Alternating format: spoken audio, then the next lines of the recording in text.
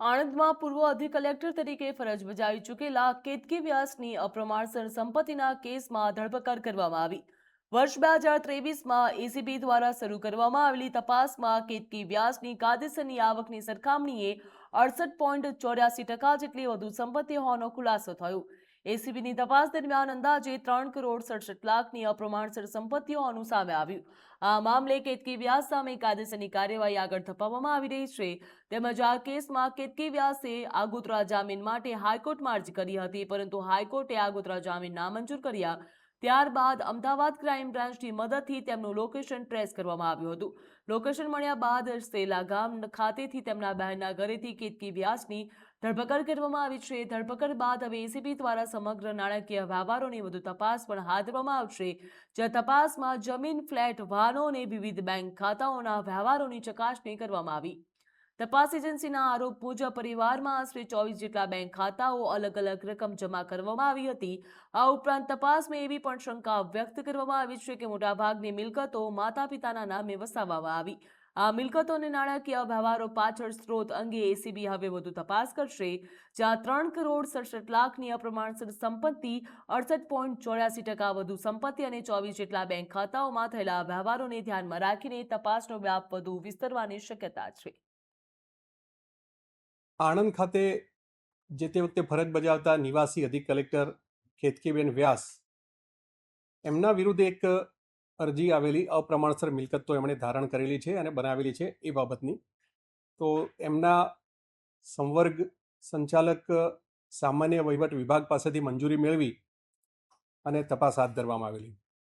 2023માં આ અરજીની તપાસ શરૂ કરેલી.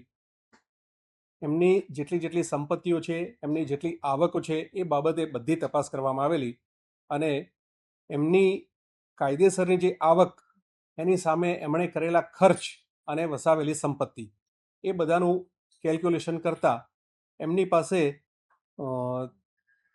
68.84%, એટલે કે 3,56,03,910 રૂપિયાની મિલકતો વધારે જણાયેલી. આ વધારે જે મિલકતો ઊભી કરેલી એનો એ સંતોષકારક ખુલાસો ના કરી શકેલા, એ આવક ક્યાંથી આવેલી એનો ખુલાસો ના કરી શકેલા.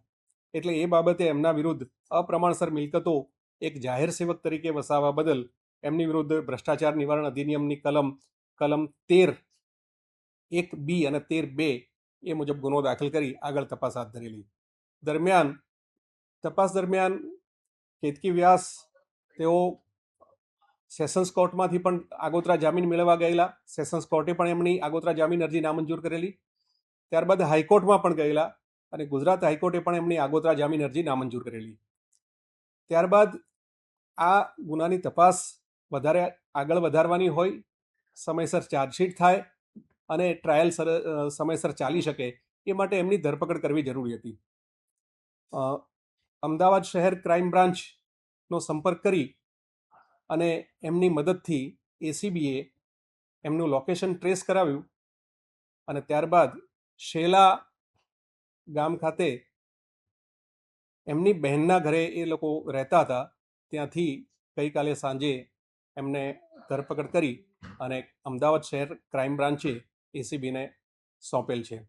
એસીબીએ ગઈકાલે સાંજે એમની ધરપકડ બતાવી છે અને આજે એમનો જે શિવાલિક લીગસી બોડકદેવ ખાતે જે ફ્લેટ છે, એ ફ્લેટ જે સીલ કરેલો હતો તપાસ દરમિયાન, એ ફ્લેટ ખોલી અને એમાંથી એમની સંપત્તિનું પંચનામું કરવાનું છે, એ માટેની આગળની કાર્યવાહી